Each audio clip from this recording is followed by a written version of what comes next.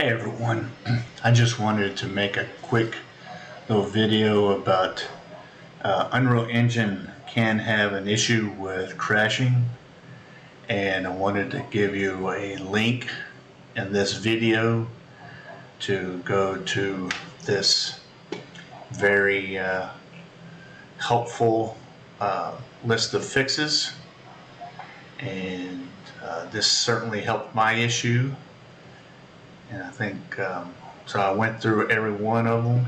I didn't have to do the stop overclocking because I don't overclock my my CPU or GPU, and